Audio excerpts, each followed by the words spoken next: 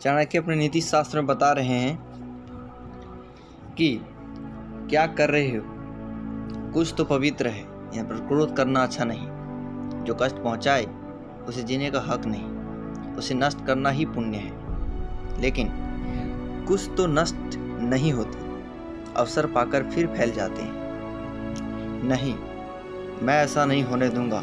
चाणक्य ऐसा कह रहे हैं, इसकी दोबारा होने की संभावना जलाकर राख कर दूंगा। शत्रु को निर्मूल करने पर विश्वास करता हूं मैं। बालक के पैरों में कुश नामक घास चुभी थी, अतः उसने कुश को ही निर्मूल कर दिया। खोद खोद कर उसकी जड़ों में मट्ठा डालकर बची खुची छोटी छोटी जड़ों को भी जलाकर राख कर दिया। चाणक्य ने, योग्य आचार्य ने बालक में छिपी संभावनाओं को पहचान लिया था। ऐसा आत्मविश्वास और प्रबल इच्छा शक्ति ही व्यक्तित्व को ऊंचाइयों पर ले जाती है। ऐसे में यदि जन संवेदना का फूट मिल जाए तो व्यक्ति इतिहास ही बनाता है, और ऐसा ही हुआ भी। लगभग 2000 वर्ष पूर्व भारत के इतिहास को जिस बालक ने एक स्वर्णिम मोड़ दिया, वह बालक बड़ा होकर चाणक्य बना। उसका श्री नाम विष्णुगुप्त था।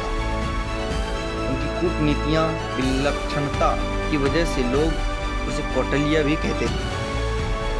यह घटना तब की है जब विश्व के मानचित्र पर कुछ देशों की कहीं कोई अता पता नहीं था, लेकिन भारत की सभ्यता और संस्कृति अपूर्ण यौवन पर थी। धर्म, दर्शन और अध्यात्म की ही नहीं, राजनीति तथा अर्थशास्त्र जैसे विषयों पर की शिक्षा लेने के लिए विदेशों से विद्यार्थी भारत की भूमि पर आया करते थे। यहाँ का सहारा लेकर मगध के शासक धनानंद की कमियों को पहचान लिया और उसे अपने पास में भी कस लिया था।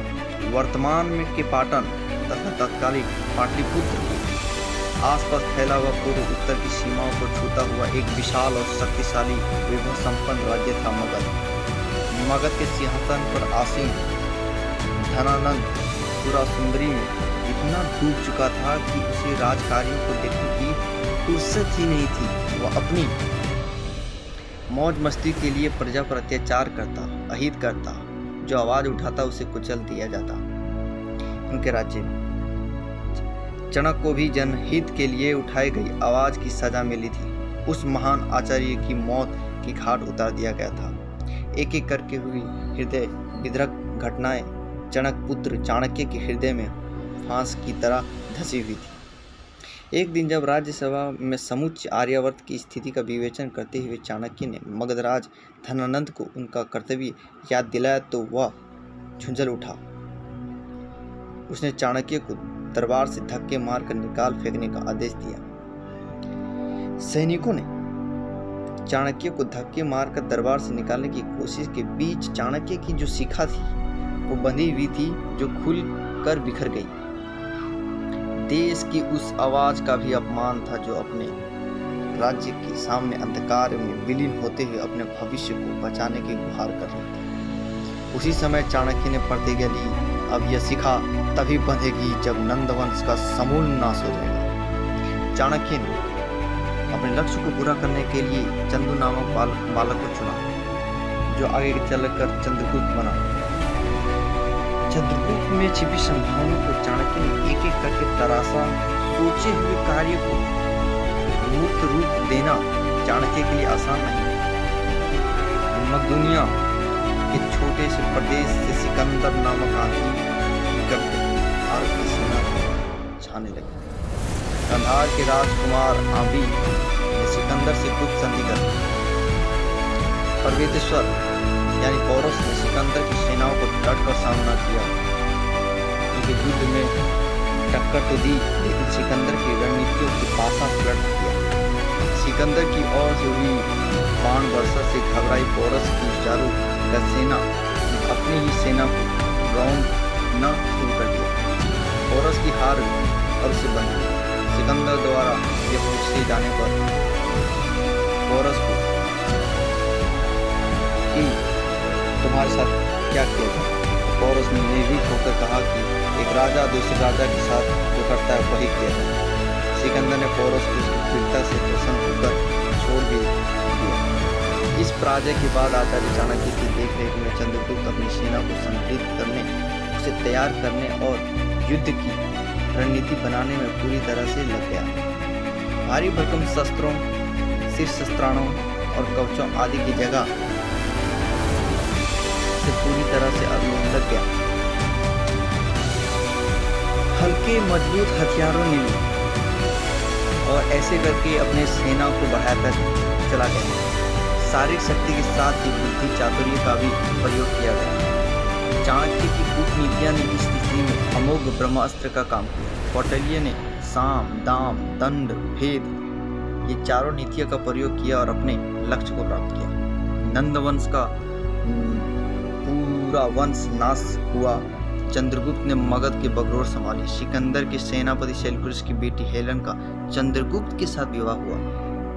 धर्मनंद का प्रधान अमात्य राक्षस चंद्रगुप्त का महाअमात्य बना।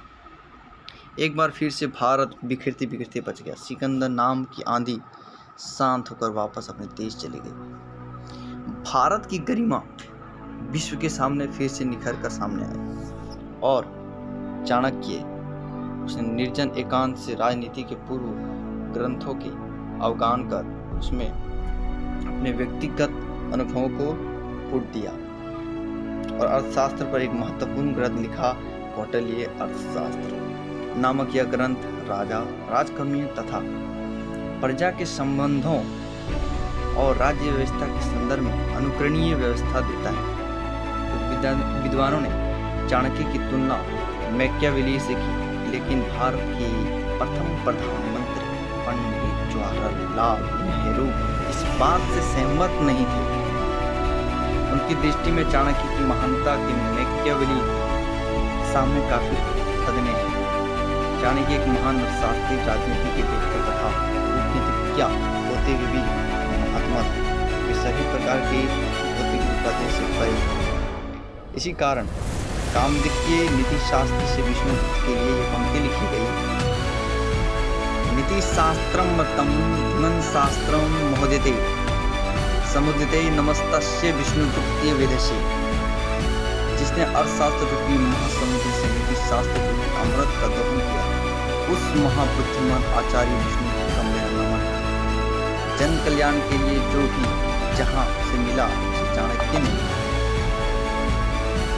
लिया और प्रतिकृतिता प्रकट की।